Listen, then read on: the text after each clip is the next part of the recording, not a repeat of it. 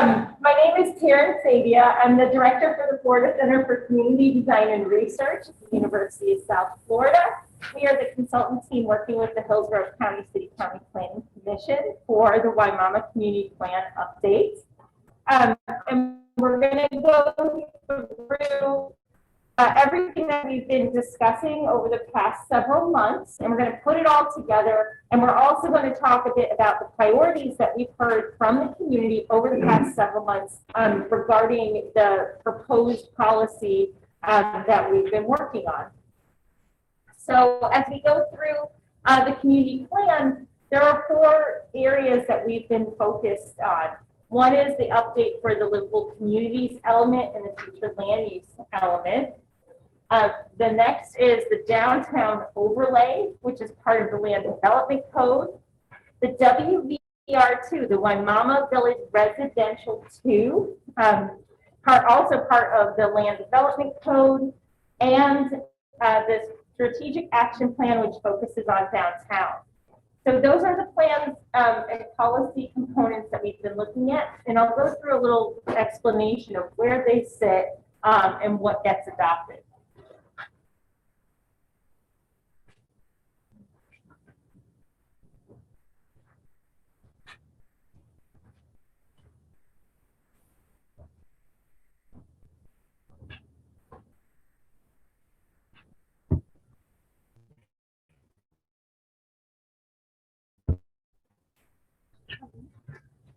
All right. So we started the process back in January of 2020. And we kicked off with a big workshop that was 3.5 days long in March of 2020, just before the COVID shutdown. So we're really happy we were able to get that in. It did give us a good head start on getting planning in place. But we're back here working with everyone now so that we can follow up, because we know that it was a bit difficult during COVID to stay really engaged. But we did do a number of things after that first charrette. So we did 2 different surveys. We gave presentations to the Planning Commission, the Board of County Commissioners. We did open houses and presentations, both virtually and in person. And now we have been back here in the community since March. We're really excited that we were able to come back in person, and we did a series of 5 workshops. Today, our open house day is the 5th one. And we're going to go ahead and put all the pieces together that we've been working on with you since March. So just to give everybody a sense of where we've come from, we've looked at all of these different elements individually. We're going to be putting those pieces together and giving you some feedback on what we heard from you in terms of the community's priorities. So you gave us feedback in a number of different ways, by coming to the different workshops, by participating online, by participating in the activities that we've had at the workshops, by sending emails and questions to the project managers. And so these activities and the input you've given us have been really helpful for us to understand where we are on track and some of the changes that we've made along the way in order to make sure we're meeting those community goals and priorities. And when we look at the different documents, we're categorizing them into a few areas. So at the top, we have the Hillsborough Comprehensive Plan. This is really, the thing that guides everything in Hillsborough. Next, we have those documents which fit into the category of goals, right? So these are also adopted. The livable communities element, you'll hear us call it the LCE, the community plan, which is also in here. And then we also have the future land use, which is also adopted. Below those, we have the 2 different land development codes. One is the downtown overlay, and the other is for the Wimauma Village Residential 2. So these are the policy documents that are going to be adopted. Next, we have supplemental documents that are also to help provide a tool for the community to be able to advocate for those things in your community plan that you want to make sure the county knows are important, or that you might want to use for the CIP, which is the Capital Improvement Projects list. That includes the Wimauma Urban Design Plan. Some of you will be familiar with this. It's a big document, it has a lot of design drawings in it, and walks through a lot of information, including case studies on other projects and places. And then we also have the Downtown Strategic Action Plan. And the action plan gives some specific actions and timeframes for the community to be able to activate or implement parts of its community plan.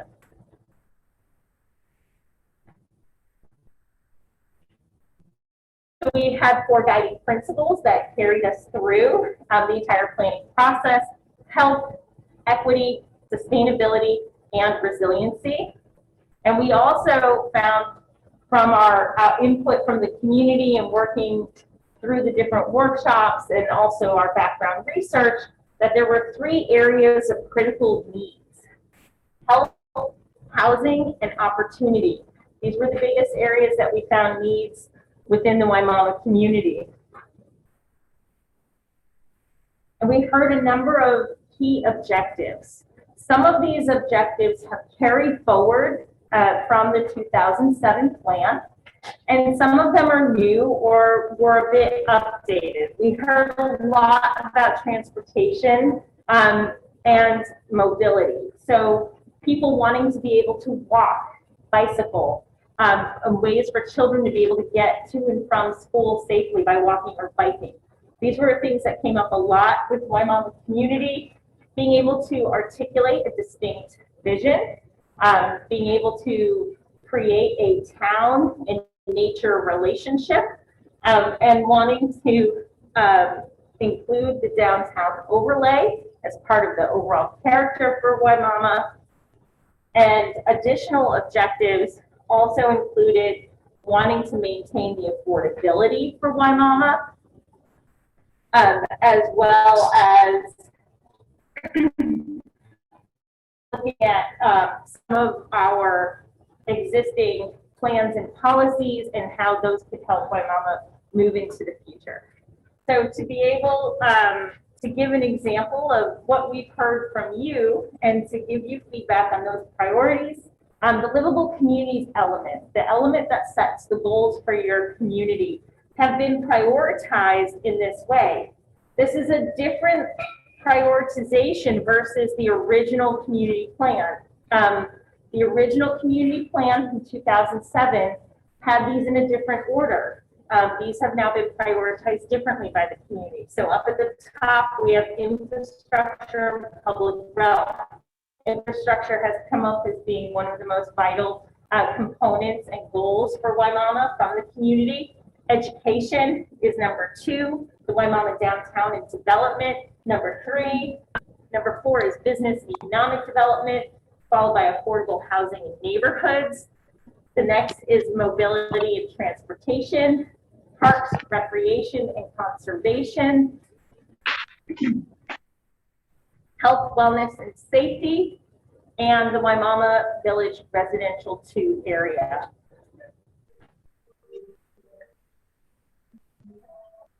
So we have an example of what some of the priorities look like under each goal.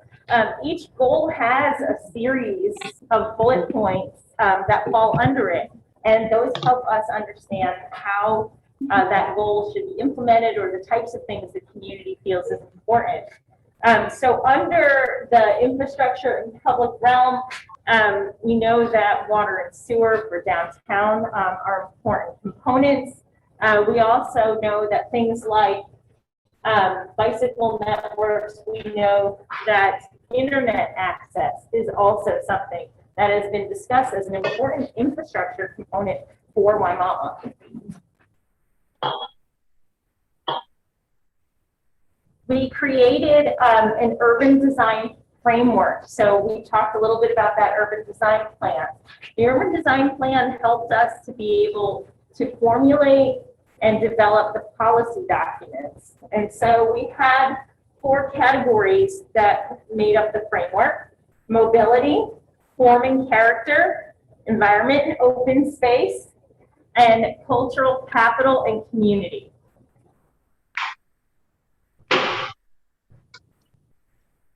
What this framework helped us do was to make sure that through the policy development that we were maintaining continuity between neighborhoods.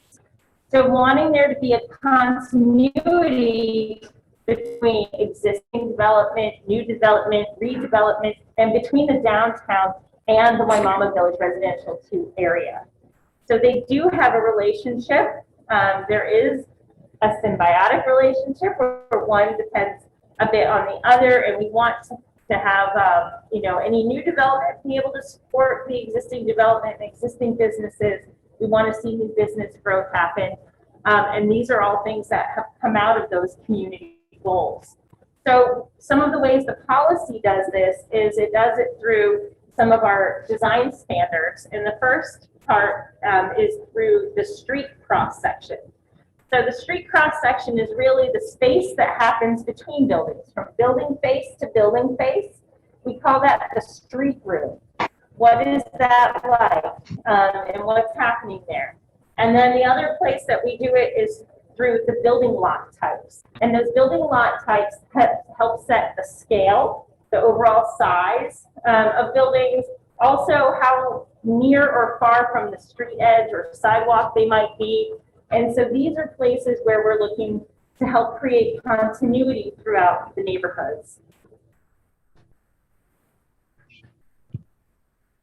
We're going to go through some of those elements from the urban design framework. So this is mobility. And when we look at mobility in the policy documents, we're really focused on connected streets, maintaining the street grid, the one that we see in downtown and in the urban service area, and extending that street grid framework into new development within the Wimauma Village Residential 2. Additionally, you're going to see a focus in the policy that talks about the Wimauma Trail and wanting that to be something that is a development feature within the community, and focusing development around that.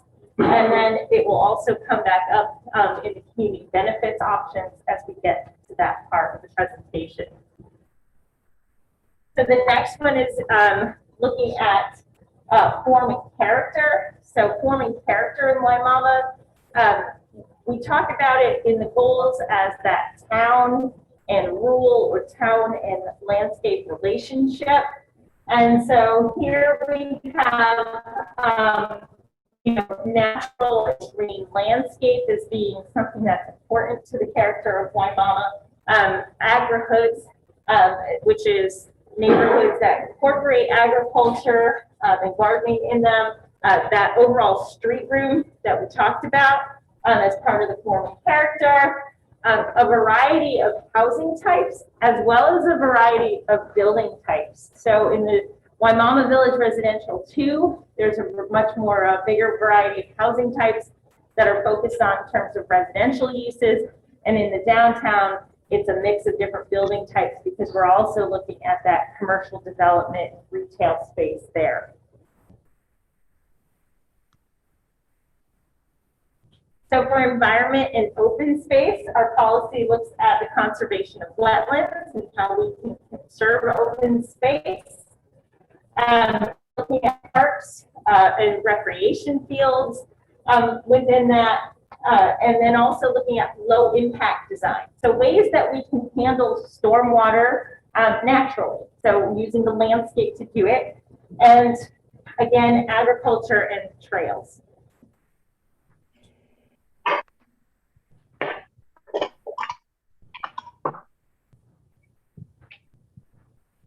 So in our final category, which is cultural capital and community, we know that from both the LCE element and a number of the different input we've received that schools and education are really important here in Wimauma. And so this is something that we brought into the policy and looking at, neighborhood schools and support uses like child care centers or assisted living facilities being able to be included in neighborhoods, as well as community parks. And we'll talk a little bit more about some of these elements as we get into the community benefit options. So this is the map of downtown with the proposed downtown boundary. In the light shaded area, the darker shaded area is the area that we have identified as the receiving zone for the transfer of development rights. And we'll talk a little more about what that means as well. Creating the downtown overlay was something that was noted as one of the goals from the original Livable Communities Element list from 2007. So by producing the downtown overlay in the land development code for it, it is achieving, again, one of those original goals from the 2007 plan. And an example of the priorities that you gave us that you said were important for downtown included beautification and Florida-friendly landscaping on the main thoroughfares in the downtown area for Wimauma, constructing the sidewalks on existing streets, especially those that are located near schools, and the implementation of the Wimauma Recreation Trail, which again is been identified in terms of the bicycle network in Wimauma, as well as that Tico easement, a former railroad line, as the recreation trail. So in terms of applicability for commercial buildings, right? So commercial and residential are a little different in downtown. And for commercial buildings, structures that might be renovated 25 to 50% of their permitted square footage would not have to use the entire overlay. The part of the overlay that would apply would be to landscaping. And as we look and go down, right, if you are going to be renovating over 50% of the square footage, then you would have the landscaping, the signage, and the building design of the overlay components applicable. And then if you were going to be constructing a new building, if it's new construction, then the entire overlay applies.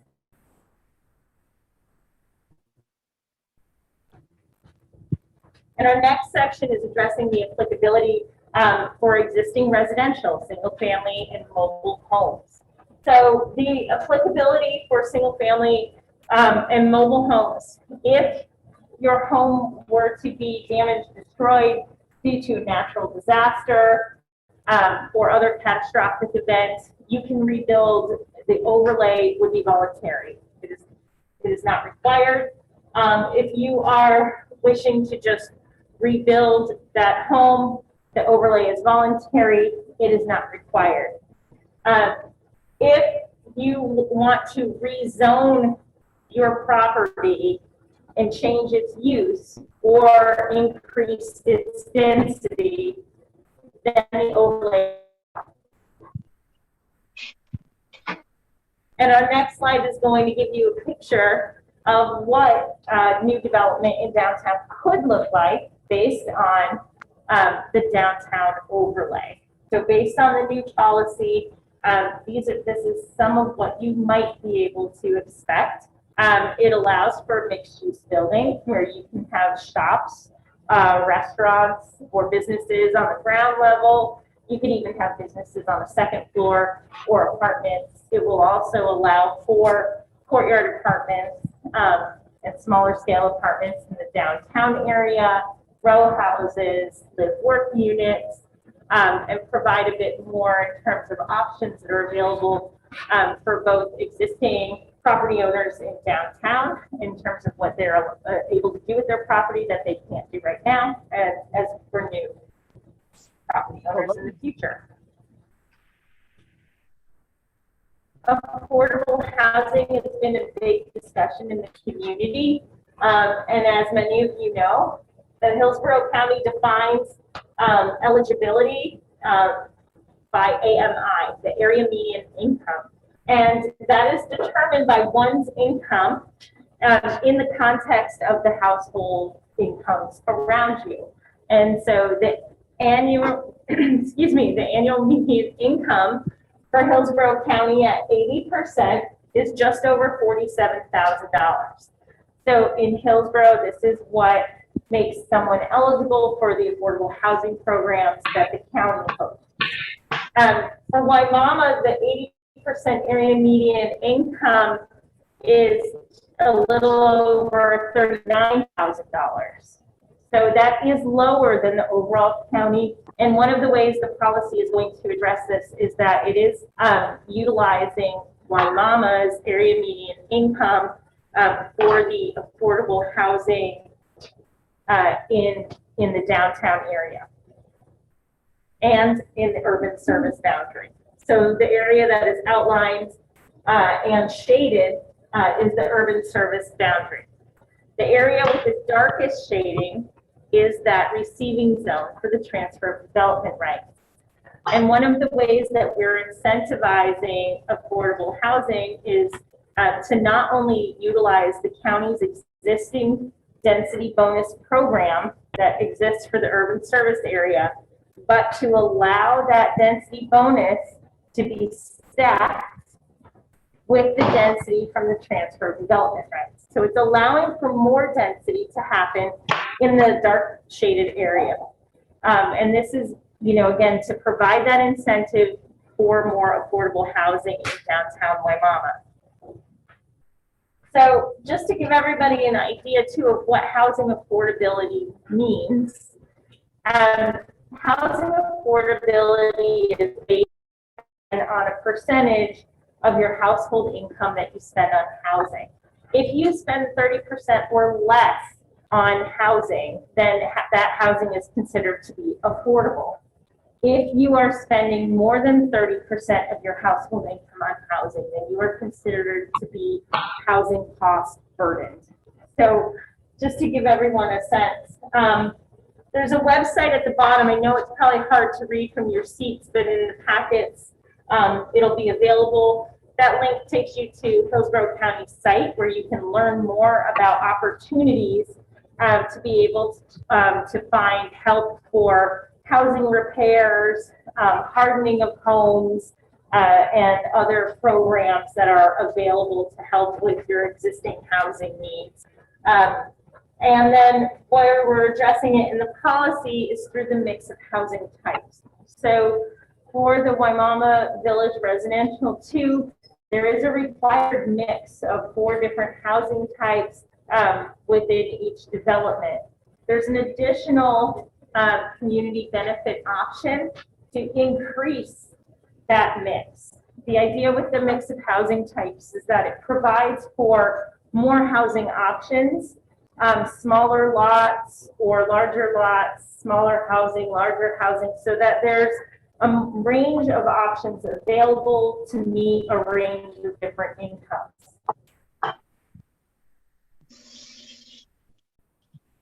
And you're going to see the shaded area coming up is the WVR2, the Wimauma Village Residential 2.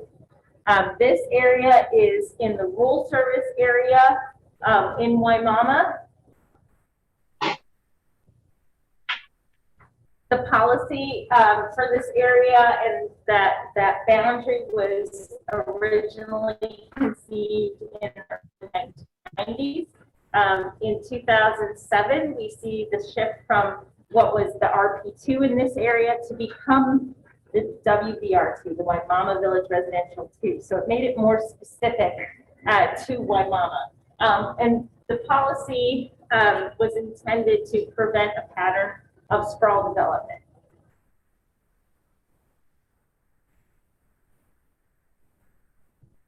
So there are a few ways that the policy does that, and also we wanted to make sure that the policy does support the community goals. And so a few of the things that we have made sure that were intact are the clustering of the dwelling units.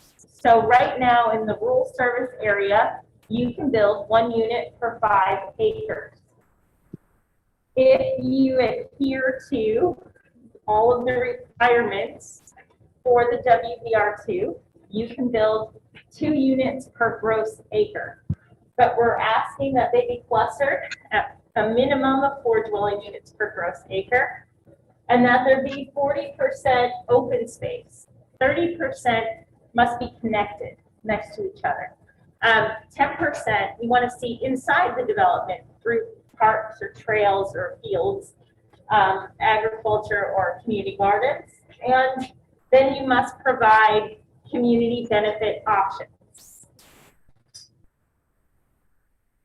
And the community benefit options, we'll go here first. So this is talking about compatibility and rural growth.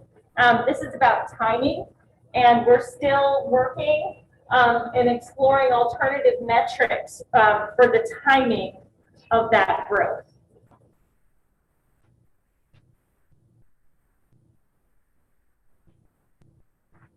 And part of the reason that we're still looking for the timing of that growth has a lot to do with infrastructure. And most of you are familiar with some of the infrastructure needs. And these are illustrating things like streets, bicycle networks, and trails, as well as the infrastructure for water and sewer in downtown that we know have been important to the community overall, and that we know are important to see that commercial development take shape in downtown. So this is one of the other activities that many of you have participated in, which is looking at neighborhood elements and prioritizing those neighborhood elements for us. So schools is at the top of this list. You'll see this running theme. This is good. We want to see running themes. It means that you're really making sure we understand what's important here in Wimauma. The mix of housing types, the farming co-op, neighborhood parks, support uses. And again, those support uses are like childcare centers or assisted living, conservation, community gardens, recreation fields, agri-hoods, and low impact development. So that natural landscape component.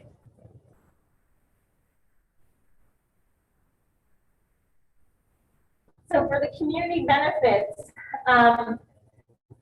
these really do come from the community goals, wanting to make sure we're using these benefits as a way to achieve those goals, and also those neighborhood elements that we just looked at and building them in to the list of benefit options that developers would be required to choose from. So new development shall include the community benefits to provide services to residents, which can be supported on-site or off-site. A development of 50 or more housing units shall meet with the school district, the county, and hold a community meeting to discuss the proposed development and what the community benefit options are available. So this will give the community an opportunity to have a discussion about which benefits are important to the community at that time. So there are, there's a list of benefits. There's like 13 or so on there. They are stacked into 2 tiers. Some benefits do cost more than others, and we wanted to make sure that there was a balance. And so what you'll see here is that the more acreage you are developing, the more benefits you will be responsible to build or construct or commit to. So if you are under 25 acres, there's 1 benefit that would be required. If you are at least, if you are, let's see, we'll go to this one. If you're at 100 acres, we're looking at 4 benefits. If you are at least, let's see, at least 6 benefits will be required of developments that are more than 320 acres. So the larger your development, the more benefits you will be required to build. So we're going to walk through the benefits to give everyone a bit of an idea of what they might look like. Again, these are just examples. It doesn't mean they will look exactly like that. So we have the mix of housing types, right? And so this goes above and beyond what is required, the 4 types that are required. And again, those types are in the Land Development Code proposed policy for the Wimauma Village Residential 2. And it increases it to a mix of 6 different types. So the more housing types that have to be included, the more multifamily units you will see. Row houses, apartments, apartment houses, as well as single family, standard single family, or cottage single family, which is a smaller footprint home.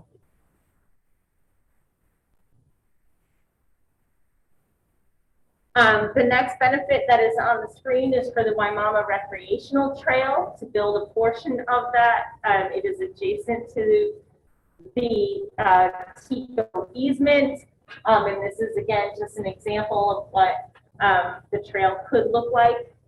But that trail does connect all the way from the rural part of Wimauma through the WVR2 to downtown and north up to the Balm area. This is a benefit where a developer can build an infrastructure component. The county can reimburse that developer later. So a developer could build it in advance of schedule for the county. It could be sidewalks, it could be bike networks, it can be crosswalks, it could be water and sewer. It depends on the agreement with the county. So that is where that comes into play. And again, the community will be able to give input through that community meeting that is going to be required. So this is, again, to go above and beyond the requirement in the policy for open space. And that open space can serve as a park, can serve as a community garden, something that becomes an amenity within the community.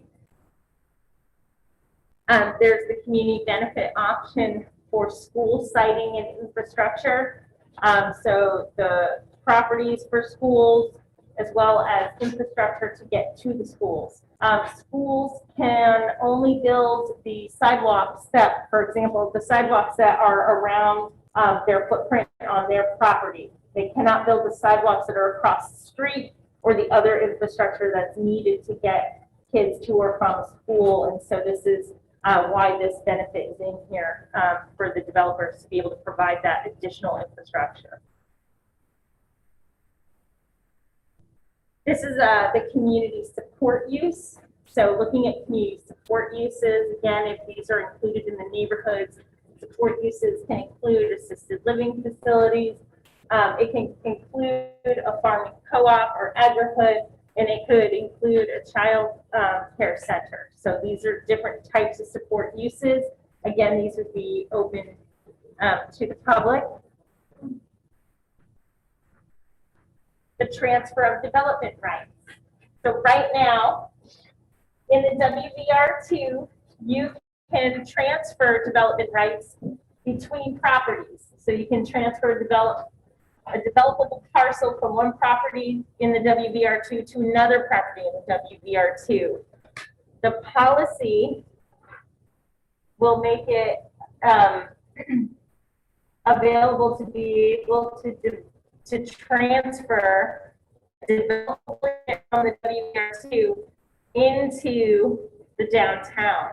We're focusing that in the receiving zone. You can transfer to the urban service area, but again, that incentive to transfer into the receiving zone means that you would get a transfer ratio of 1 to 2. So for every 1 unit you transfer out of the WVR2, you gain 2 developable units in the downtown. So this is a type of density increase that is serving as an incentive to have more density in the downtown and to preserve more open space in the WVR2. Once a unit is transferred, it can't be developed in the future. So once units are transferred out of the WVR2, they can't be developed in the WVR2 in the future.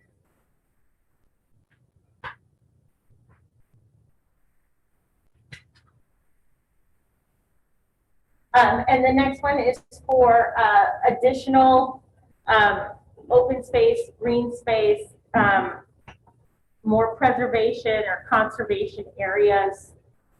And again, this goes and exceeds what is required within the policy.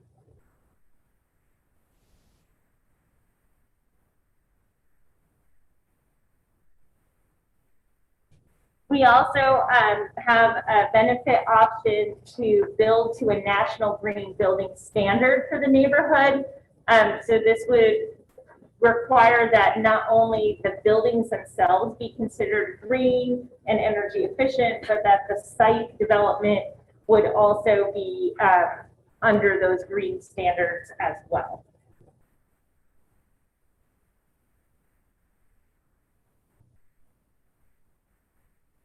This is for additional community parks or squares or playgrounds. These would be developed by the developer. They would be open to the public and they would be maintained by the neighborhoods.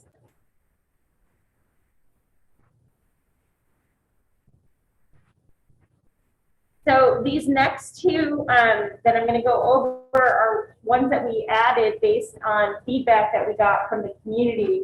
And so this one is a benefit option where the developer could build commercial square footage in downtown.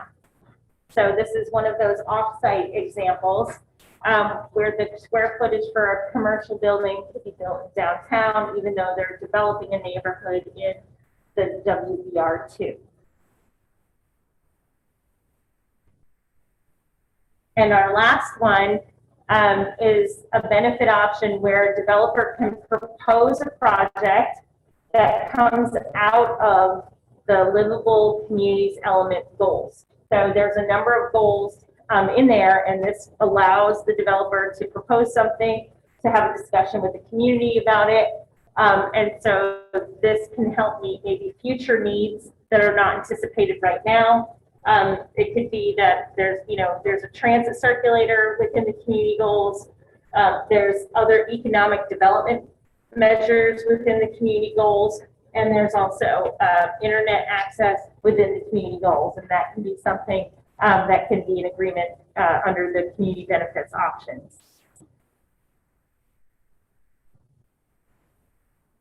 So this is an example of what a neighborhood plan within the WVR2 could look like.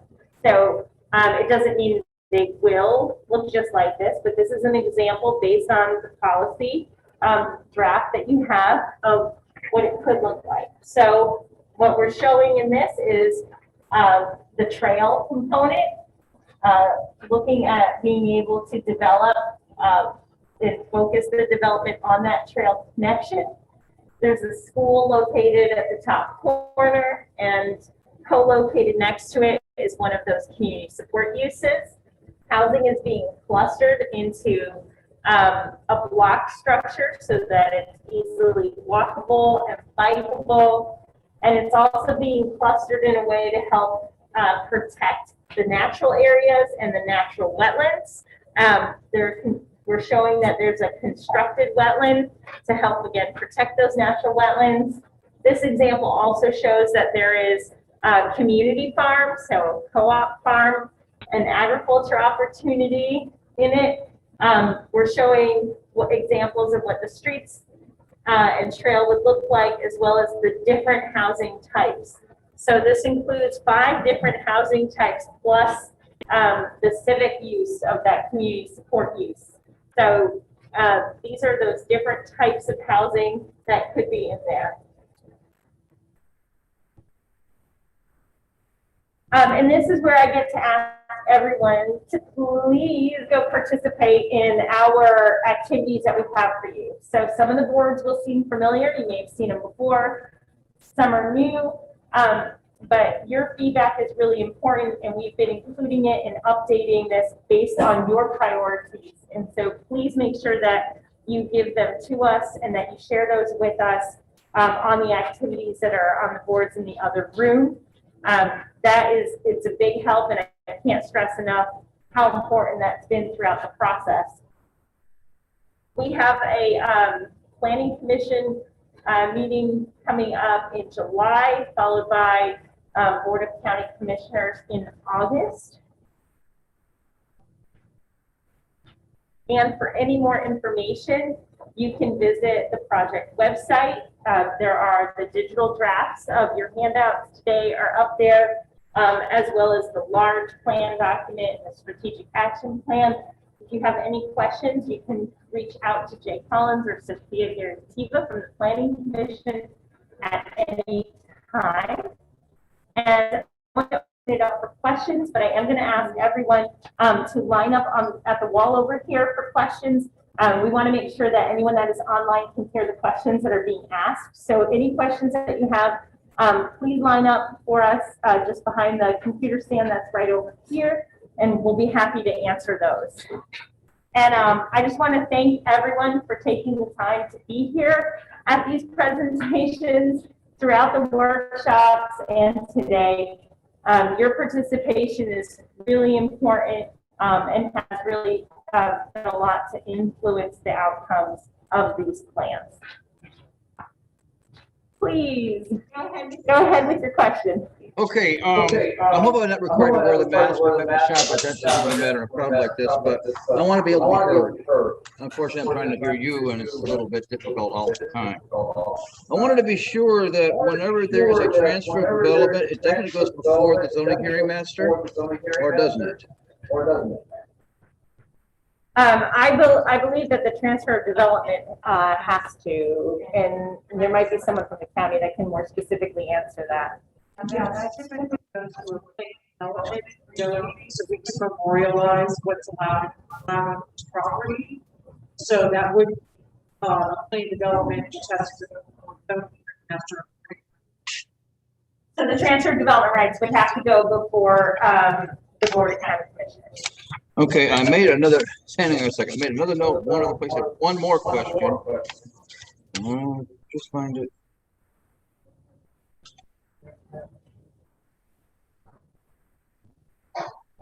The developer to the benefit options for the community, do they choose which one up to 6 benefits they're going to provide, or is it Wimauma Community Plan going to pretty much define it?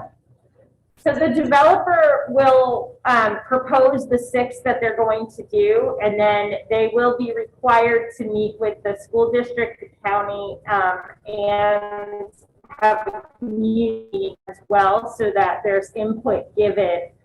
They will only be able to move forward with those that are agreed upon through the formal agreement. Last question. It'll take me a minute to explain what I'm talking about. Through one of our pastimes, we're going through a lot of neighborhoods during mid-afternoon, toward evening, and I'm seeing, like in Riverview, I don't know if you're trying to do better than Riverview does, but there are cars parked on the road all the time in these developments, except for, like, for example, Sundance, which has huge lots anyway. But most of the places, unless they're at least 1 acre per lot, they're parking on the street or blocking up their driveway so much you can't even walk down the sidewalk with your dog, or just taking a leisurely walk in the evening if you live there.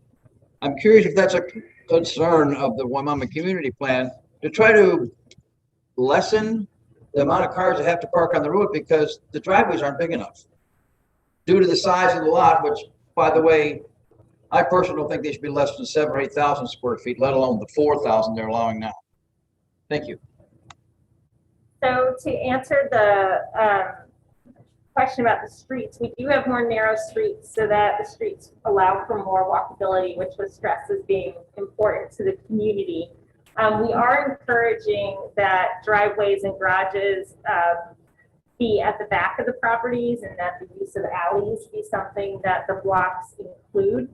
And so it should help with some of that issue. It's hard to predict exactly how people are going to park and such,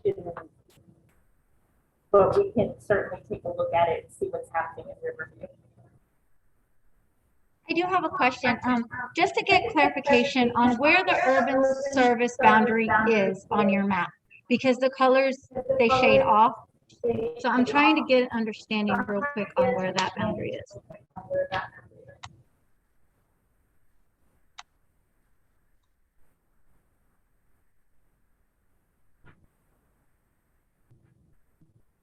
I'm trying to go as fast as I can. There's a delay. Are you referring to page 61?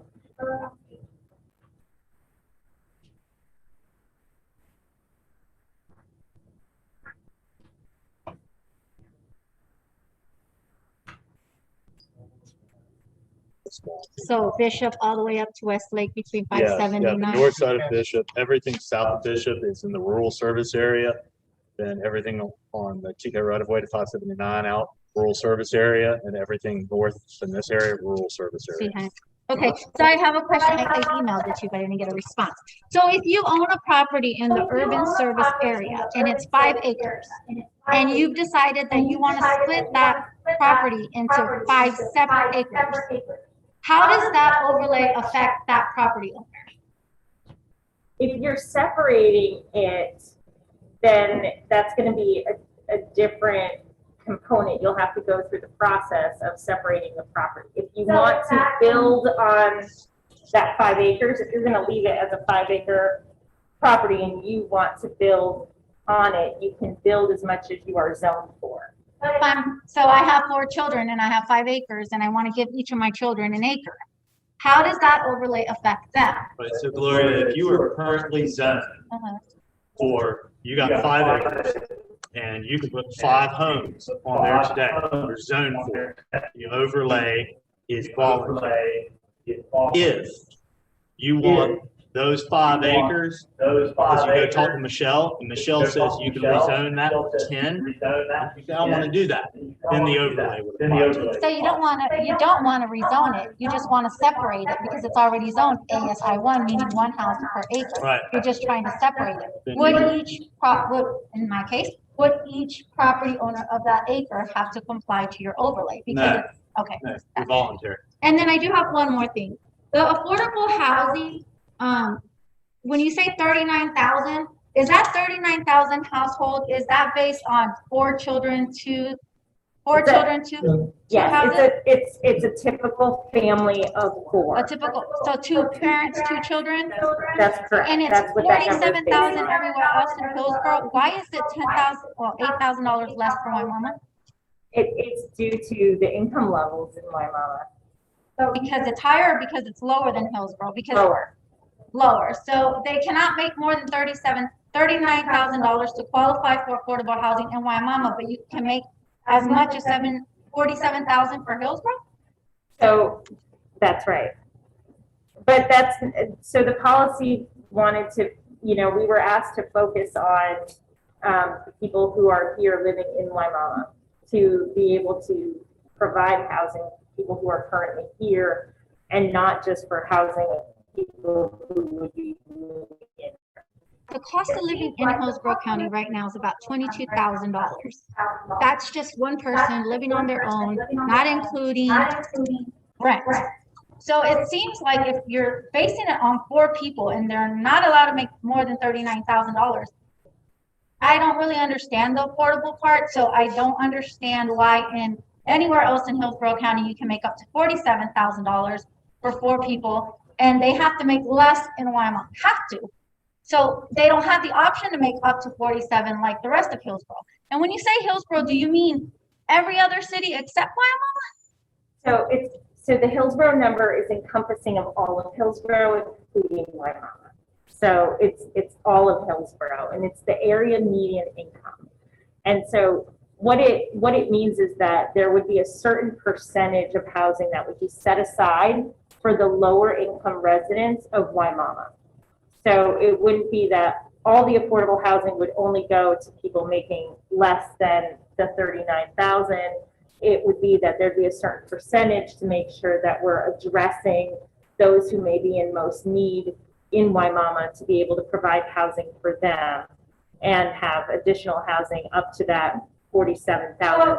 Those numbers, just so you know where the numbers come from, they come from HUD, so the Housing Urban Development at the federal level. So these numbers are numbers that come from HUD based on the area median income. So it doesn't necessarily exclude a family of 6 that makes $47,000. No, a family of 6 can make more. There's a whole chart. So just for the ease of the presentation, I only included the one for family of 4, but there's a different number for a family of 6. It goes all the way up to a family of 9. And it's a scale. All right, thank you. Mm-hmm. And that's a good question, because I know the housing affordability piece is a tough one. I have a few questions. One is just quick clarification, I hope. The WVR2, these parcels are currently zoned 1 unit per 5 acre. And in order to get the WVR2 designation, that's where the community benefits kick in. Yes, as well as the clustering and the required percentage of open space. All of the above required. Correct. But there is no situation in which they can get more than 2 units per acre. That is also correct. Okay. Where does on slide 6, affordable housing can be built in the urban and rural service area? But that does not come with the density bump? It does not. In the rural service area, it does not. Okay. It's allowed to be built there right now. There's no density bump at all, and there's also no incentive right now for the rural service area. So it's not like there's a subsidy for affordable housing outside the USA, urban service area. Correct. Okay. Thank you. That clarifies that for me. Then I had a couple of questions regarding the conservation and some of the other goals that are listed. The plan covers a lot of things, but it doesn't specifically cover each of those 9 goals that were ranked on slide 12 as in the order of priority for the community. So we don't really talk about how we're going to achieve things like parks, recreation, and conservation. I mean, it's a community benefit if the developer chooses to suggest it or offer it. But I mean, I'll give you a kind of tied in on slide 44. One of the benefits is 10% of the total site dedicated to environmental protection. In addition to the requirements that are in. Understood. Okay. So the 40%. So the 40% overall, right? So 30% is contiguous open space connected, and 10% is within a community. And there's a list of that defines what constitutes open space, right? So either community parks, community gardens, trails. So there's a specific list for that 10%, which is how we're trying to achieve the goal. And then the benefit that you just brought up is in addition. 10%. Okay. That includes wetlands, which Already are under conservation. It could for that additional 10%. Okay. Yes, it would have to be again above and beyond the required. Well, wetlands are already required to be protected, so why would they get that counted toward the 10%? To me, this should read 10% of the total uplands on the site, because what we're going to be hurting for as development proceeds will be loss of wildlife habitat and connections, upland connections to wetlands. We need wildlife corridors, which I don't see addressed anywhere in here as to how we're going to accommodate that. So that's a great question, and we can go ahead and we can look at that. Jay, I don't know if you want to respond to that in terms of the study of the upland versus wetland. There is a point to what's buildable and what's not. Ms. Handy has a good point with that. Chances are they will have set aside all of the wetlands to begin with, and would be then looking for additional. So, but it is a good point. It is something to look at. Okay, that, and then one more thing was, you mentioned the constructed wetlands. Can you define that a little bit better, please? Sure. So there's a number of different ways that you can handle like stormwater, right? So one is that you have natural systems that are in place, like your wetlands, right, which do the best job. We can have ponds, stormwater ponds that are dug, or you can do a constructed wetland, which is not a natural wetland because it wasn't there naturally, but it's one that you put in place and that you design and develop. So it's a landscape component that addresses stormwater and can serve as a buffer between the development and the actual wetland. Instead of doing like a big pond. Is an example of that, I'm not sure if they did it, was that when they were trying to excavate Bullfrog Creek into behind West Lake and that new community? Was that something similar to what you're talking about? Yes. Yes? I'm not, okay, I can't answer it just because I'm not totally familiar with the project, but I can certainly look it up. Wetlands on Bullfrog Creek. Behind West Lake, and there's properties there, and they were asking to excavate into the backside of West Lake, and I was trying to find out if that is an example of what you're stating. No, I I don't mean, think so. is it? No, I think that was flood control. Pretty sure. But I'm just, I mean, to me, constructed wetlands, it's either a stormwater pond or it's wetland mitigation. So where does that fit in? Does that fit in someplace to that 10% or to the 40% or to the, like, If you do the constructed wetland? Yeah, so the constructed wetland, excuse me, can fit into the percentages. Yes, they can fit into, the idea with the 30% contiguous is that you're leaving 30% currently there. And then, you know, if you're doing your constructed wetlands, it could count as that. We're encouraging the constructed wetlands over, say, just the stormwater pond that gets. right, because I was going to say a stormwater pond is required for stormwater treatment. So to get the benefit from something that's already required under another law seems like double dipping to me. Just like the 10% benefit if you're already having, you can't build on wetlands anyway, so you get the community benefit from wetlands that's also kind of another double dipping type of thing to me. So. Was there a study on wildlife that living? No. Was there a study done on what wildlife lives on the WCR too? No. Because I know on the West Lake, I mean, there was like a whole bunch of hogs and I know they take over, but they kind of eliminated them and sent them on their way. So, I mean, I know a lot of the WCR too is farmland. So is there really a lot of wildlife? Yes. There is? Yes. And a lot of public conservation lands that will be fragmented by this development of WR2 don't address the corridors issue.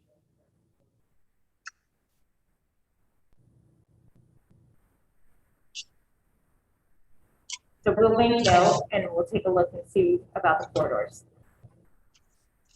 Good afternoon. I had a quick question. You keep saying that you've received a lot of feedback from the community.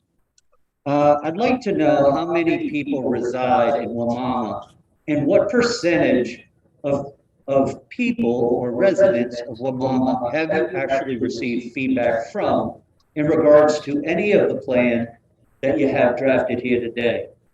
At what percent do you consider you have reached at least some arguable number that is significant in regards to the future of Wimauma? That's a very good, thank you for that. It's a very good question. Appreciate it. And the animals that you were referring to when this young lady asked you and brought up a very good point, you said, you know what, that's a very good point. And you know it is, because, you know, she's considering all the living things other than the humans that are here today. But I'm asking the question, do you know what percentage you've actually had as far as contact? And I understand that you've had meetings and you collect names, but what percentage of Wimauma have you actually had feedback from? 5%? Well, I don't have a calculator to do it totally in front of me. I can get you a number on that. I believe that we've been higher than 5% at this point based on the Higher than- population that's currently And what's the here. population currently? Because it was like at 7,000. And that does not include Valencia, Lake, or Serena. Correct. So that's 9,000, not including those. So we can go back and we can look at the exact count so that we can Okay. give you a percentage. I think it's important. I do want to bring up the fact that I'm starting to notice that lots of the areas that have been considered possible residential is literally uninhabited, and it would be woodlands, wetlands. A lot of the area are fresh water areas. And I've noticed that I'm curious to which I think a lot of people that are starting to concern themselves with living things like trees and swamplands and animals and things that live and reside there, that open spaces a lot of times means they get rid of everything and then just make an open space. Or they reside to putting a small swath of land set aside, like 10%, but it can no longer support an ecosystem or a functional habitat for living things like, everything other than you. But I was just wondering, is there any like environmental Wimauma group or someone that's actually been contacted and addressed in regards to the future of Wimauma and how things like the Little Manatee River that you can't even see on your picture, but it should be highlighted because this is actually one of the most beautiful, pristine, and like ecosystems in the world, and it looks like we're going to develop all around it. And we might have a huge human impact there. So I'm just curious, has there been an opportunity for people to come out and talk about the ecological impacts and things like that? Because it doesn't seem like you really have gotten to where you've interacted with the community as a whole in regards to some of these natural phenomena. Is it not true that that's the Little Manatee River there and you're requesting building around all of that swampland? Where is that? So just for 1 second. Yeah. All that area that's shaded blue. Yeah. Today is WBR2. We are not actually proposing, based off of community input, to expand that land use at all. It is not increasing in density at all.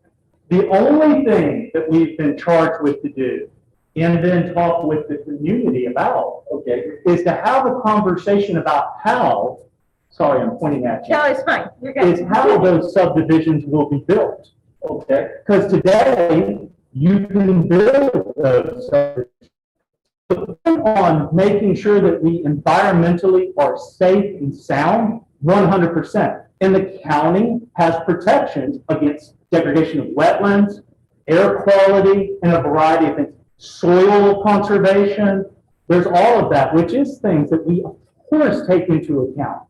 Now, if you are an expert in that, I would love to have more conversations with you. And if you have contacts that we can speak to about those things, it's an excellent opportunity to do so. But everything that we do here, between the folks in this room, as well as every single department at the county that reviews this. So nothing occurs at the county in a vacuum. There are other departments that also have checks and balances on exactly what it is that we do. Sure. So the other thing I'll mention too is we do have additional maps that are in the documents online that show you what the WDR2 is actually already part of ELAP. So the county's environmentally protected lands. And there is actually a large segment up in the upper northeastern corner. Some of that is owned by TICO, but there's a lot of environmentally protected land in that area currently. So maybe, just as a future suggestion, maybe having something that solidifies what's farming land, but maybe it's just because of the picture, I didn't get to see it, but yes, I can see where maybe something a little closer or something that I could see where actual borders are and stuff like that. I'm just going from the rudimentary picture I'm working with in a way. But thank you for taking the time and putting this together. And I appreciate some of the feedback, but when you do refer to communicating and feedback with the community, I think it's vital that we actually have a good community, I guess, good community cohesion in a way, because you keep talking about building sidewalks and roads where all communities are linked together. But I think before we really expand Wimauma, we make sure that, we should be a small town that has 15 or 20%. Not 5 or 6%. We should really think about what we're doing, because a lot of that land is wooded land. It isn't just already deforested. So a lot of that area is completely pristine, and their ecosystems are shortening so much because there's such a large area that has been designated down in Parrish and down in Manatee. We're getting very narrow. And I'm just trying to suggest that farmland is a little different, because it's already lost all of its natural, living, breathing, survivability for a lot of living things other than livestock. I'm just saying we have to make sure that we're taking out the time that the people that, there's no people that live over there. There's not a lot of people that reside there. So there's nobody getting out and saying, hey, let's save some of this place. We're just going to, cut all those trees down and just put homes. But we got to consider what lives there already.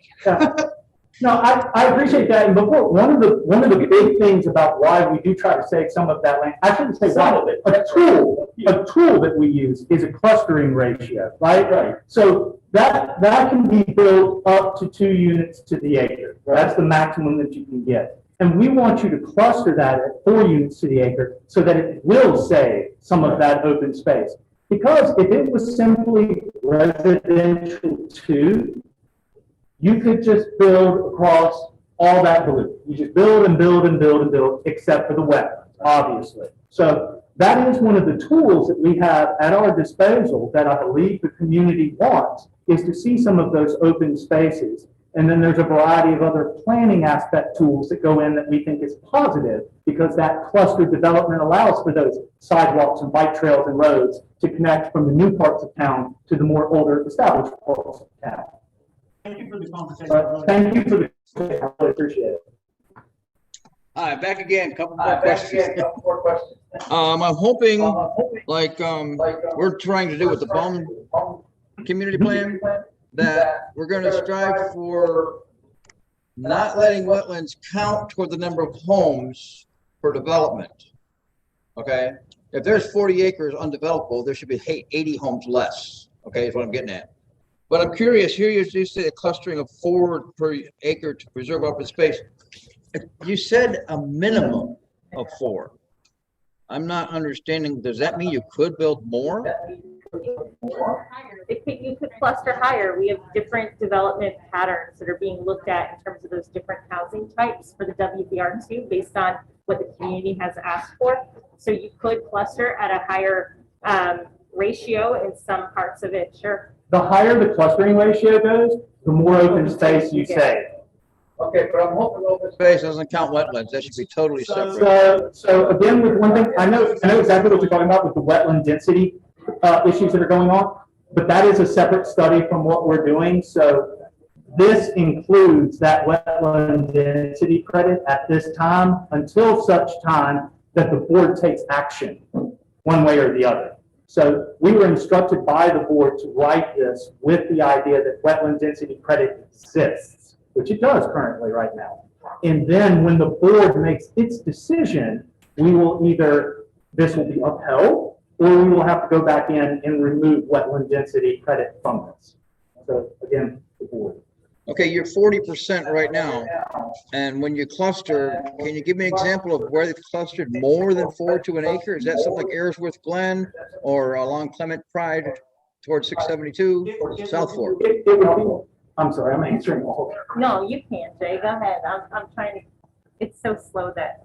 It would be the issue of if you changed, instead of it being single family detached, you wanted to do a townhouse project or an apartment project. It would allow you that opportunity to have that. And in Baum, they said that those are not the types of uses that they would like to see in their community. Whereas in Wimauma, they had a conversation that said they would like to see those certain uses in their community. Okay, well, thank you for your time. No, thank you, sir. Okay. I've got a question on, in the old Wimauma plan, community plan, there was the jobs requirement. Yes. I'm not sure everybody knows about that here, but it basically said that you can't exercise the WVR2 unless you have enough jobs locally to support it, and it was the entire intent was to avoid road control and extra traffic. Now that that's gone away in lieu of the community benefits, I'm looking at slide 34. And by the way, even though that was passed in the original community plan about the jobs requirement, there was these two very large developments that were already approved anyway. So I think the entire commission needs to be aware that we've already got two massive developments already approved, already moving forward, regardless of. Where's that at? Pardon? In the, no, it's in the WVR2, in the WVR2. Yeah, so the board's office. South of Bishop. Not compliant with the park community plan. Regarding jobs, and there was no community benefits provided, no bike trails, no lane trails, improvement of road corridors. So we're already stuck with really plan. Large development, I want to say one was 1,000 homes, one was 100 homes. They had partial approval for some of those because there were not enough jobs for the full approval. Also, they did put the job requirement, they did take into fact the job requirement before they did the whole approval, not partial. Yeah. So if they remove the job requirement, therefore, They would have to meet the community That's benefits. to meet community benefits, and then It's also you're an existing. So there are certain, Michelle would be able to do more to this tonight, but you're an existing PD, a rule goes away, you still have to follow the rule until there's something else that is the new rule, right? So that's part of the issue that they do have with some of these PDs, is that some of them say they were supposed to say that 500 jobs existed. Well, they found 300 jobs, so they could build homes under those 300 jobs, couldn't build homes under the other 200 jobs until there was actually those jobs. So one of the things about the jobs requirement, and I'm sorry, Ms. Candy, just real quick, is that if today a new job appears on 674, there is already a development that will take that job And count it. and count it, because of the fact that there have already been, as you guys were talking about, there have already been things that have been allowed to happen. They just have to wait for the jobs to show up.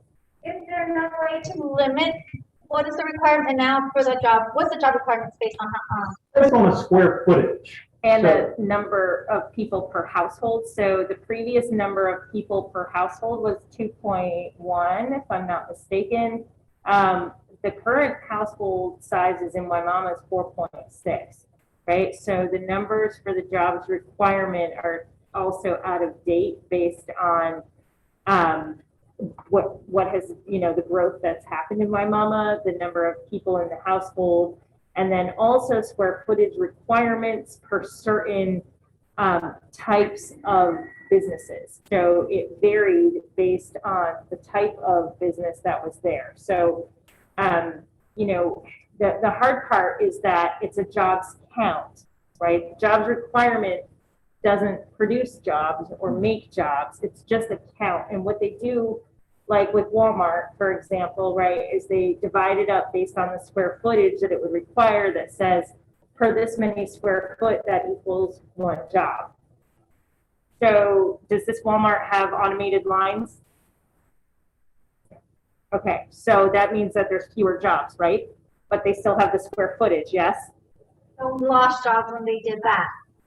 So I don't know how it was counted. I'm just saying that as things automate, right, it shifts what happens within those square footages. It's very difficult to make a jobs count seem practical in terms of, trying to get the community where it wants to be. And so this was what, we struggled with and looked at and went through those numbers, and why we felt that the community benefits option was a better tool to get there versus that original jobs requirement. Right, so I'm looking at essentially what you just said on slide 34. The jobs requirement in its current form does not incentivize or create standalone employment. According to what study? What is this based on? Well, it's based on the policy. Yeah, there's nothing that says it incentivizes. There's nothing that says a developer shall build a job. There's nothing that says a developer shall contribute anything to this community. It only takes from 674. So the community benefit option is attempting to provide, you can build on 674. You can now provide residential support uses in the WVR2, which currently you cannot. So we are trying to incentivize a certain amount of employment through the WVR2 development and do away with that jobs requirement, which doesn't seem to actually create employment in Wimauma. Other mechanism to allow development to occur and getting around the jobs. I mean, I understand what you're saying and I don't disagree, but I think that it needs to be fully understood, even though it was not followed the way it was intended in the community plan. The entire intent of that part of the community plan was to prevent people living in urban sprawl and zooming through Wimauma without any regard whatsoever for our community. So another thing from your question, Ms. Haney, when you said to me, what study tells me that it doesn't produce jobs? Another thing that's always a good thing for us is to self-reflect. So what study shows that produces jobs? Where else in Hillsborough County do we tell somebody there must be jobs prior to you actually building a home? So these are the things that, you start to ask those questions and start to rationalize to say, is this a good idea, a bad idea? Is this something that's just, on level? Maybe it's not good, maybe it's not bad, maybe it's working, maybe it's not. So I think those are the questions that we have to ask. It's not just us going, tell us whether or not this works, but it's also where else does it work? I can't find this anywhere else in the county. Can't find this anywhere else in I the county. couldn't find it anywhere else in the country when I searched. Now, Yeah, somebody which is why I owe you a donut, but I was not able to find an example like that jobs requirement in policy. And when we they are looked at it. Like this court, right? So we put the battle within the court system. Is that correct? There is That's what I was litigation, told? yes. Okay. So it could disappear. And then still we get no benefit. yes, but we all need to keep in mind that we're treading new ground here because of climate change, the impact of urban sprawl, everything that we don't want, like look at Brandon Boulevard. Who wants to live there? I mean, is there a reason all of these people in this room live in Ballman, Wimauma? Of course there is. So I think it's unfair to say, well, we don't have a mechanism to create jobs. That's not our job to create jobs so that people can develop outside of the urban service area. That is not our job. That is not the goal of the community plan. The goal of the community plan is to make Wimauma a good, vibrant, nice community for all of us to live in while protecting all of the characteristics that made us want to move here. Wildlife, agriculture, conservation, trails, parks, all of it, diversity. So we are not in any way obligated to make sure that those people that are currently zoned 1 unit per 5 acres can build more. So I disagree with you, Jay, when it comes to what you said about, it's not our job to do that. Yeah, I'm sorry, perhaps I didn't I miscommunicated there. It was just what I was trying to work through is you just expressed about 5 or 6 of the goals of the community plan.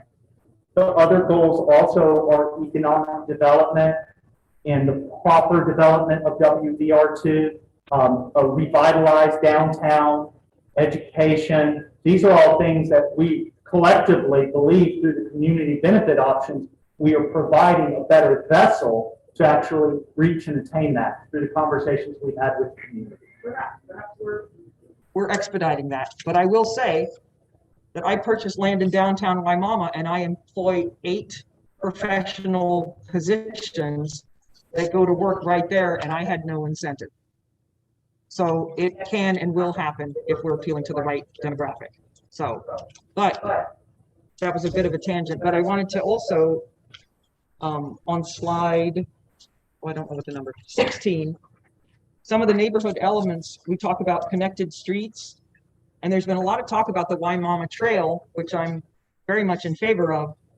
However, what's not mentioned, and it came up in many of the charrettes and the workout sessions that we did early on in this process last year, that we talked about the Wimauma Gateway, because Eastern Hillsborough County, we got Alafire River, we got Bomboyette, we got Duet Preserve a little bit further afield, but lots and lots of public recreation and open space.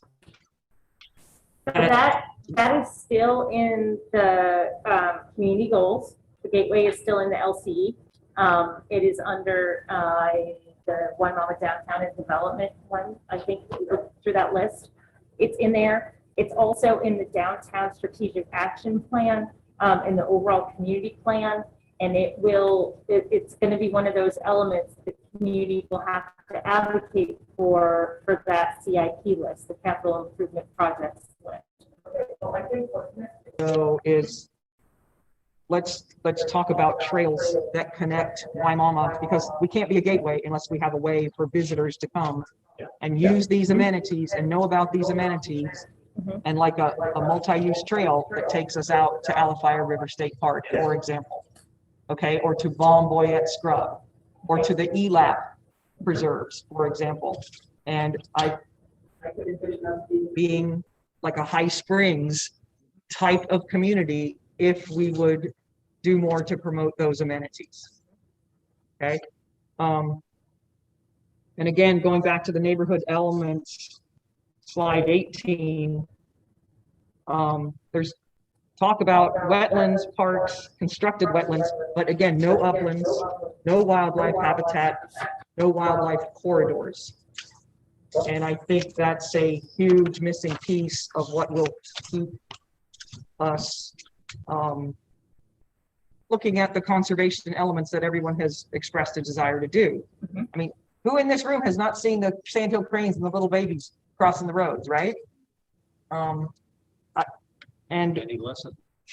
we will have lots less of them if we're not careful. Well, we just will. Thank you for sharing. Slide 20, I'm going to just give you a really good example of that, where that section that is the Wimauma Downtown East.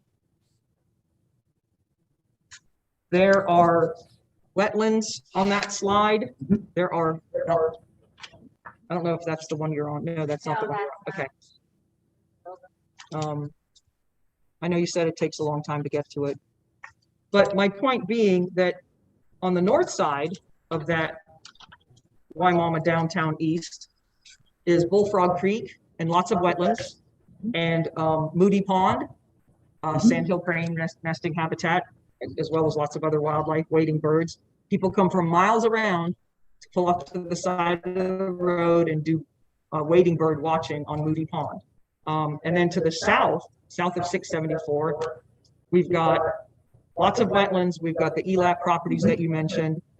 If that downtown east is developed without any sort of corridor, without contemplating a connection, contemplating a wildlife corridor, here in this county, we spend a lot of money on ELAP lands. The fragmentation and lack of connections will really shut down the ecological value, and it's not fair to the taxpayers, let alone the wildlife, to not contemplate that when we're doing this type of exercise. So big missing piece in all of these things that we're talking about when the word conservation is thrown around, but we actually have to make it happen. Because here's what will happen, just like last time. If it's open to interpretation, just like the jobs requirement, the developers and their attorneys will push through. And if it's not clear, if it's their words are promote and should and try, it'll be worked around. So there has to be some really strong language to put across the things that we as a community really want. Agreed, and hopefully, since 30% of that land would be set aside as open space between the property owner and the county and the community, what you just said will happen, that there will be a corridor through there. Fully is probably not strong enough to ensure that we got. Well, let me say, since it is actually code, it's required, because my sense of hopefully is to say it is a wildlife corridor. It hopefully does exactly what you want it to do in that sense of provide a corridor. It shall set aside 30%. But In a total of 40. Right. correct, but I would suggest that we add someplace in that language that wildlife corridors must be considered as, I mean, in some parcels it won't be applicable. However, where it's applicable, let's make connectivity happen.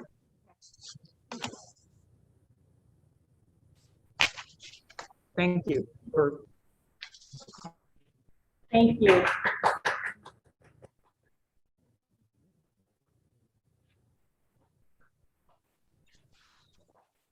I think honestly, it's just about transparency, right? Just making sure that you all are aware that we want you to be transparent with us and that we want to hear it in a language we can all understand. No matter our grade level or our social economic status, it should be clear.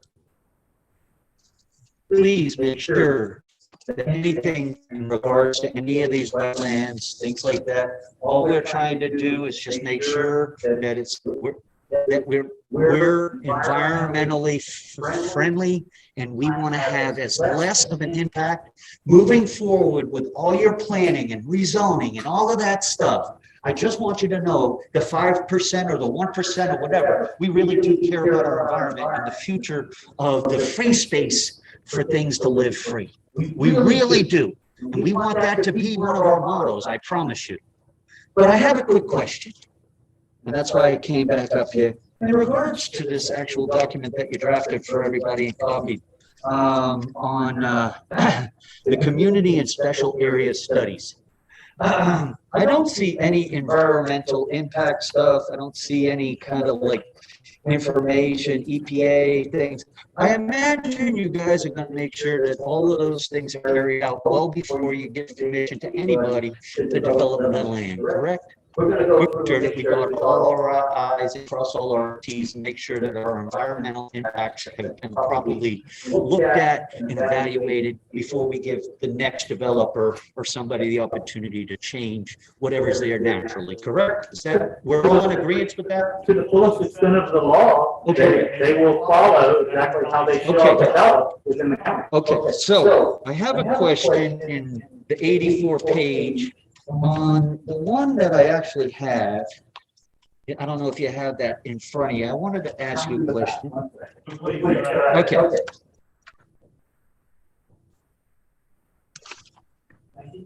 On page 61 of 84, 3.4, general development standards.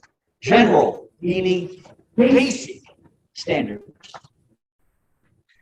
There's a redaction under number 2, and it states, the locations of the open space shall be reviewed at the time of rezoning and be dependent upon the internal layout of the project, existing environmental features of the site, and adjacent uses. Now, out of this entire paper, there's only one redaction, and that's it. But what that feels like to me is that you're taking away an opportunity to address how things might be reallocated or rezoned before we let the developer decide what 10%.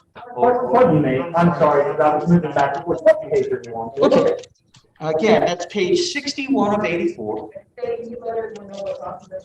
Yes. Right, I sure will, on page 61. Of And this is 60. the document that Yes. has this on the front? Yes, It's an 84-page document? that's right. Page 61 is the WDRC Land Development Code draft. Yes.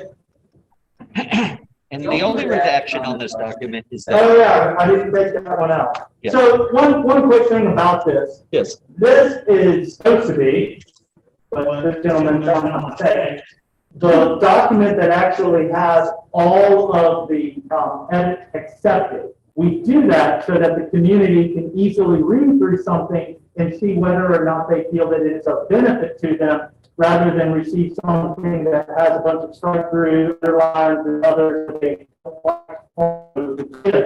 what the document is trying to do. Sorry for that. Please continue. Okay, so. I looked at it as that if it wasn't supposed to be there, I kind of feel like I'm actually happy that you did make a mistake, because I would like that added back in somehow. Well, I'd like that to- language is just simply moved.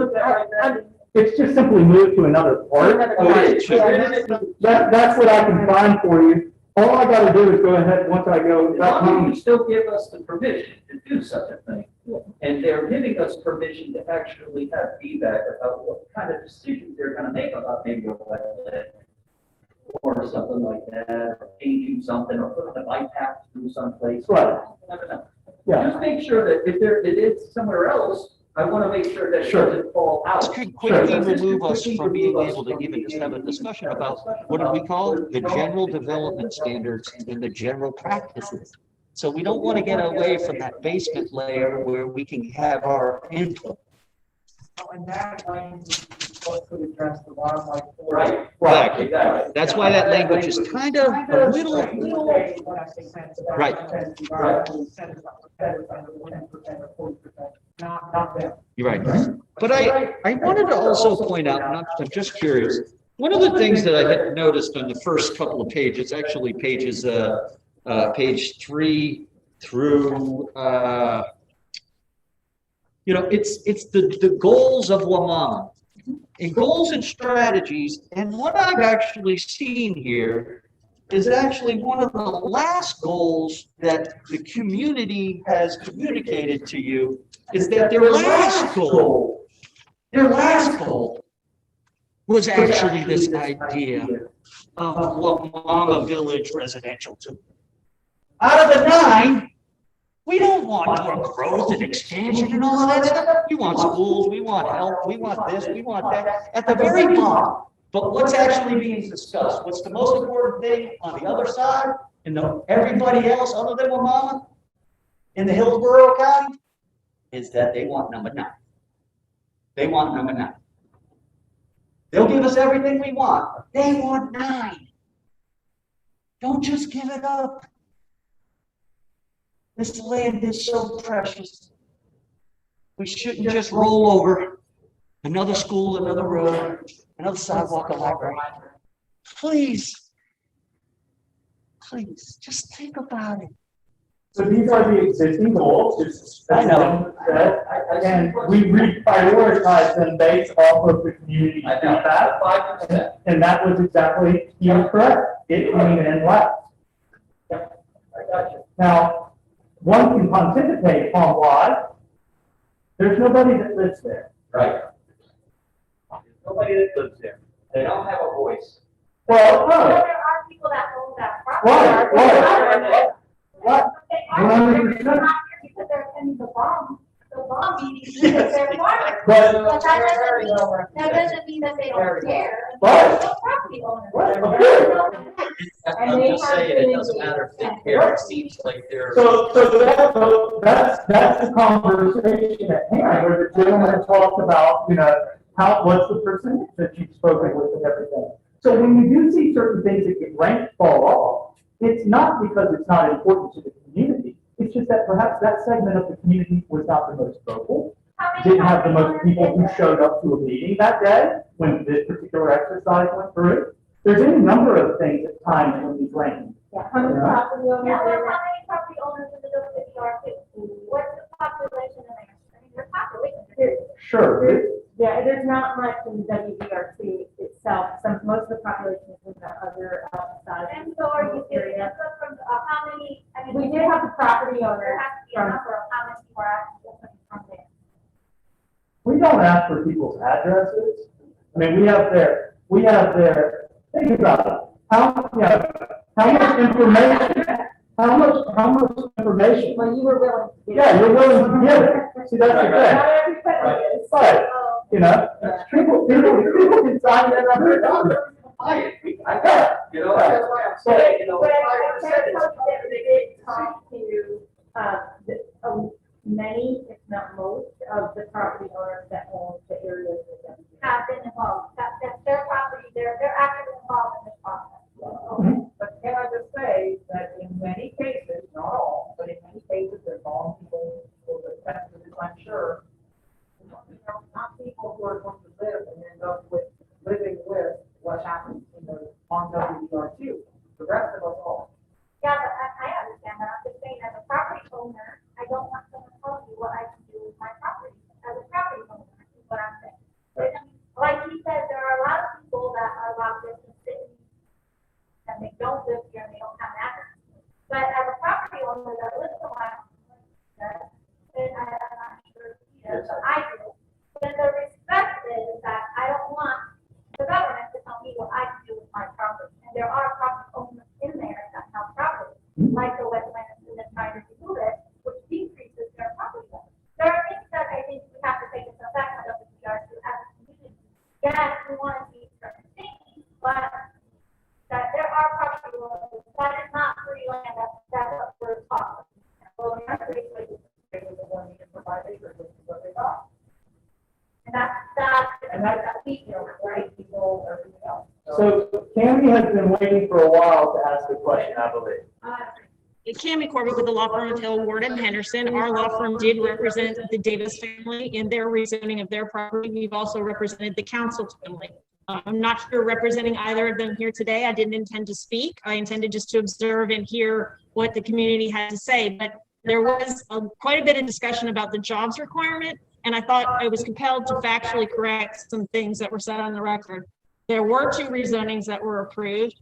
They were approved with the Planning Commission's interpretation of 48.1, which is the jobs requirement, that said that the jobs actually had to be in place. The Davis family and the council family and many of the large landowners who participated in the original community plan feel very strongly that that was not the way the plan was being interpreted. They feel very strongly that that was not tied. It was just supposed to be a tracking mechanism. You correctly stated that is in litigation, that will be decided in litigation. But the 2 projects that were approved were found to be consistent with the comprehensive plan by both the Planning Commission and Development Services and the Board of County Commissioners. There have been subsequent projects that have come in that don't have jobs available, that have been found inconsistent with the comprehensive plan by the Planning Commission and Development Services and the Board of County Commissioners. That's factually where we sit today. And I just want to make that clear for the record that the 2 that were approved were found to be consistent with the comprehensive. And we are, though, Tammy, in a job deficit on the county. Yes or no, overall? In under the Planning Commission's interpretation, yes, that is true. Thank you. Good afternoon. My name is Jessica Eistman. I'm a land use attorney with Stearns Weaver Miller. I happen to represent some large landowners out in the WBR2 area. We have been involved in this process, and I do appreciate your statement about having to balance regulation with property rights, and that is a very delicate balance that the government is charged with. And I appreciate all your time, effort, energy out here doing exactly that balance. I do want to point out that we're supportive of removing the jobs requirement for the exact reasons you said. It's unworkable. It hasn't worked. No jobs have been created. And in my personal opinion, we need rooftops to create jobs. Ma'am, you mentioned that you have a storefront perhaps in downtown Wimauma. You need population to come to your storefront. Okay. Well, if there is what we want is retail stores in downtown Wimauma. We want restaurants. We want to bring tourism as well as support the surrounding community and what I believe is that we need rooftops to support that. So I am 100% in favor of removing the jobs requirement or replacing it with the community benefits requirement, because I think that's a very fair switch. The community is still benefiting, and you're targeting with the revitalization of downtown Wimauma, which is the goal, the ultimate goal of this livable communities element. So I just wanted to voice my support of that. Thank you. And due respect though, yes, we would like that, but we would also like infrastructure. Like when you're saying 100%. when you're talking about adding what they're concerned, because I did move here. I chose to live here because it is a rural nice area. I think our concern too, when you look at WBR2 and respecting those property owners and the value of what they want to do with it, there is no infrastructure. When you're looking, where are those people going to leave Wimauma? 674? There is no other exit out of Wimauma but 674. Look at it, there's none. So when you talk about that though, in respect to that, there has to be more of an infrastructure in regards to traffic and like they said, the wildlife, and that's not what's in here. So there's a different part of that, but it isn't. So yes, they could build a lot of houses there. All those cars are going down 674. And there's nothing in this plan that the connectivity has to be there. There's been times when these roads are used for re-election and they're used to, just not going through what the plan is. So in saying what you're saying, yes, property owners or whatnot, but where is in this plan stating that we're going to have some kind of infrastructure to accommodate all that you're also putting on here? It's not it. With all due respect, it's not. I appreciate that. And what my understanding, I'll let staff respond to what's in the plan.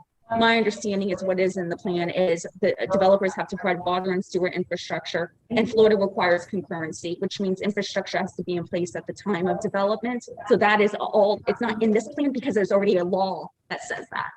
I still don't see where they're gonna, where everyone's gonna go. So just if I can clarify on the transportation is not subject to transportation concurrency. However, the land development code has standards, and I think that's kind of there's two documents. There's the comprehensive plan, actually three in here because we have community plan. We've got the regulatory future land use items, and then you have the land development code. And the land development code says that if you're going to access a substandard road, you have to make roadway improvements. So those two rezonings that were approved has significant transportation infrastructure requirements that are imposed upon them through the rezoning conditions. And actually, if all of the rezonings from JPL Council and then the two that were already approved were approved, you actually would have had a grid system working throughout that would have been provided by the developers that they would not have received any impact fee credits. Working with the Florida DOT to create, because that's not. We can't fix everything. We didn't break everything and we can't fix everything. So we both, as a new property owner down in Sun City Center, I fully support the county funding infrastructure down here. I think it's needed. I don't live in Wimauma. I don't live in Baum. I personally live in Tampa, but I do own property here. And I've driven it in the last month. I've spent a lot of time. My parents are here and I've driven all around here many, many times. And I do see what the community is saying, but this plan didn't create everything and can't solve everything. I think we all have to work together, whether we're residents, property owners, people who live here, people who don't live here. I think we all need to figure out transportation solutions. I think that's a recognized problem and it's something that needs to be addressed, and I don't disagree with you at all. Gloria, this plan does make a path for the county to go ahead and look at ability planning and the rural service area. That is something they currently don't do. So this is something that we've heard from the community, and we know that we need to be able to have better roads, better infrastructure down here. One of the things that's difficult about it is all of the roads that are in the rural service area that you don't see today, that'll be there tomorrow, are primarily, I'm going to say 99%, because of the developers building out there. They're the ones who are going to build that infrastructure internal that will then connect to the next subdivision and eventually go to the next road, whether that road is County Road 579 on one side or Bishop on the other side. So that's, whether it's a good thing or a bad thing, that is the way it's done right now in the rural service area. I just think that we all agree that if we can do it better, we should. So that's what I think part of the conversation. Yeah. The county has plans for all these developments. You can look at the capital improvement projects list. The capital improvement project. Yes, it's called CIP. And one of the reasons that we created the downtown strategic plan, but also have so many bullets in that livable community element, so that the community can use those as advocacy tools to get the project that you want to see on the CIP, so that you can go and request those elements and say, we need this road improvement, we need this infrastructure in downtown, and look, it's in our community plan. But so for instance, 579 right now, which is in the rural service area, you will not see on the CIP because you will not see that type of a improvement in the rural service area. But if we have a budget here set to reduce planning, or have a mechanism which would allow a developer to make a contribution, if it's on the CIP, it then gives voice to folks that are in this room to be able to say, this is important to us. Can you work with us, board? Is this something that we can do? Or is this just unattainable? You know, again, one of the things that we always try to do in a community planning process, and certainly in this one, these documents that we have right here, this isn't for tomorrow, right? It's for the next generation. Planning is not something that is transactional. You don't see these changes tomorrow. If it was, it wouldn't have taken 16 months to get here in the first place, right? All of this is a long-range document. So what we try to set as a foundation tomorrow, or what we see today, we hope to grow tomorrow. So some of these concepts that are in here, we hope in another 5 years, 10 years, 15 years, will blossom into something that's possible. Ms. Haney. A quick follow-up, talking about like impact fees and such, we better get it right, because just recently the legislature saw fit to cap our impact fees. So that's a big problem, and it really ties our hands locally.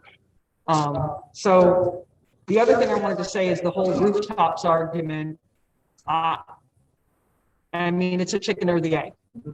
However, I can tell you from my own personal experience, business owner and employer in Wimauma, I would be very hesitant to expand my business and bring on new staff that then would have to sit in traffic to get to and from work. Taking a left turn out of my office, which is right in the middle of the village on 674, is really hard to do. And when I was walking from my office down toward Publix, I actually was in a crosswalk and got hit by a truck as a pedestrian. So, I mean, we're talking about real issues here, and more commuter traffic out east and more rooftops is absolutely not the solution. But I had a different question, because when it was assumed that I owned some sort of retail establishment, that reminded me of another note that I made here. With the developer, the benefit of the developer constructing new commercial development, is there any, I mean, we don't want another Dollar General. Sorry, I'm speaking for myself, but we don't need another one. We don't want Burger King. We don't want the typical sprawling commercial development that will not make our community attractive to visitors. What I think we need is, again, noted the gateway and the nature-based recreation in our area. We wouldn't need the rooftops, because we would have visitors that are interested in nature-based recreation and ecotourism. So I'm wondering how do we determine the type of commercial development that is one of those benefits, and where do we get to weigh in on that? So in the downtown overlay, we have a lot of design standards that will help in the size of the overall development, how big it can be, how much space it can take up, which will help limit, like Walmart's not going to be able to build. So one of the reasons that we did the design standards that we did was to be able to support smaller development scale in the downtown. So that's one of the mechanisms that we have to try to help. You can't use the policy to say we will never let dollars out, right? So that's harder. But based on size, scale, massing, the block size, how much of the block goes to about 15%, those are the mechanisms that we have to be able to try to help keep the scale where we want it. So I mean, I think you did a good job in the fact that we do look at it as a compact mixed use, multiple downtown area. So you don't want to see, that's why there is differences when you read about the context between the different districts about what happens out west or 301 and what happens down Main Street. Two totally different things.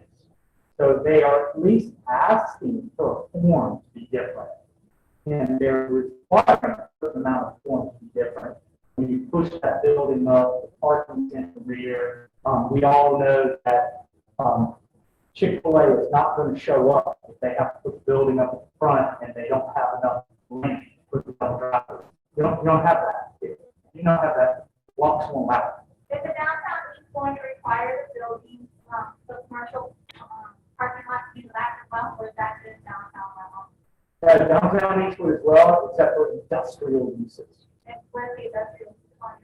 So that's the downtown east. They currently are allowed for consideration of industrial uses. So that So is put only in. if they use it for industrial uses. And they use parking in front, but if it's not, then they'll have to park in the back. Well, it's an industrial use, so there's a variety of different types of things that wouldn't even have a parking issue. You know, like warehousing, warehousing and all that kind of thing. A lot of it would be thought of as agricultural support uses. So if it's machinist shop for tractors or anything to that Is effect. that an Amazon? Would that apply to like an Amazon? I don't think you would be having Amazon show up here because of the transportation.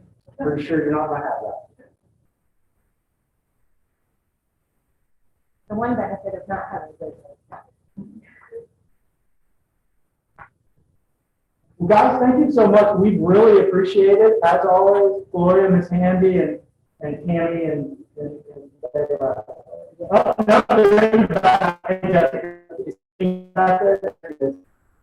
you very much. I really appreciate it.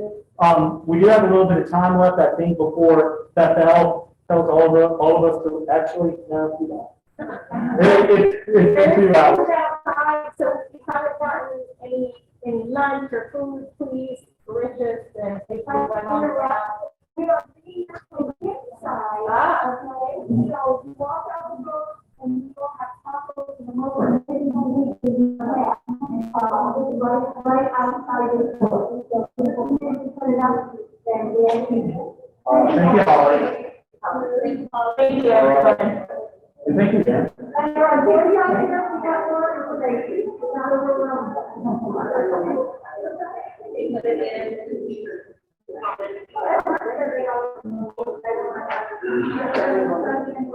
All right. I'm gonna get water. I started talking to the man.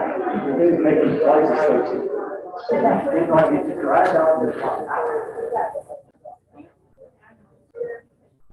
Yeah, like, you need that.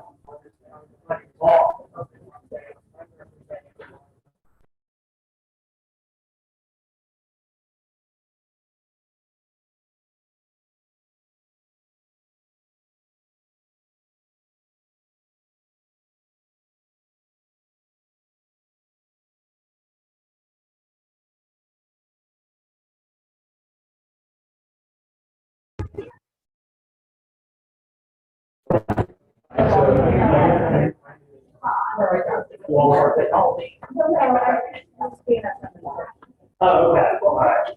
Well, I'm here to.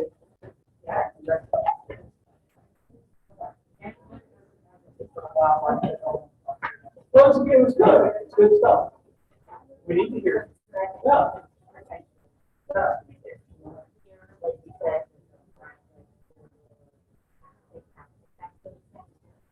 Yeah. If the land use map has that there's significant wildlife habitat running through it, then we need to make reference to that. So that we have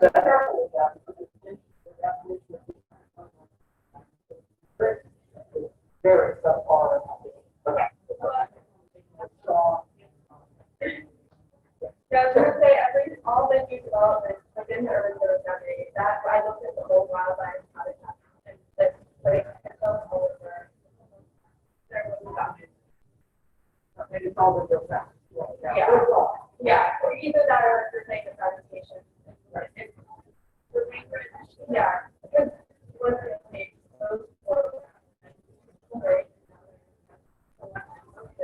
Right.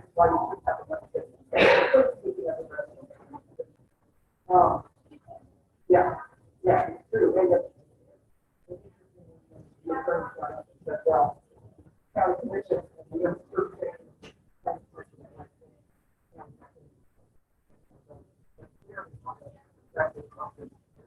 but,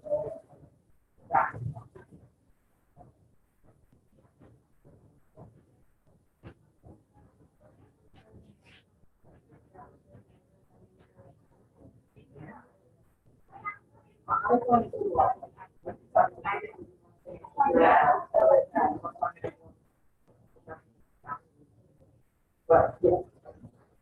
It's part of this.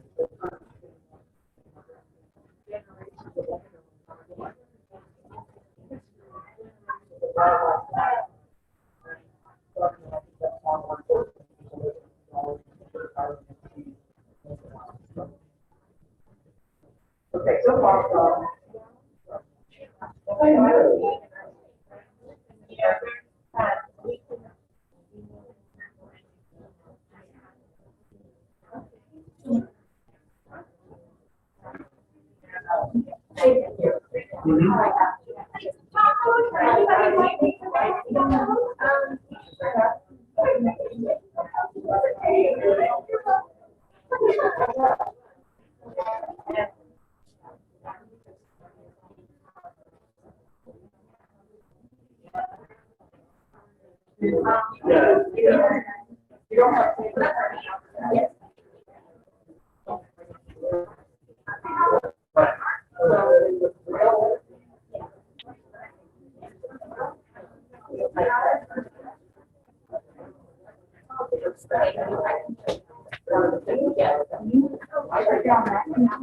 Yes, ma'am. Okay, but we about to unattach everything, create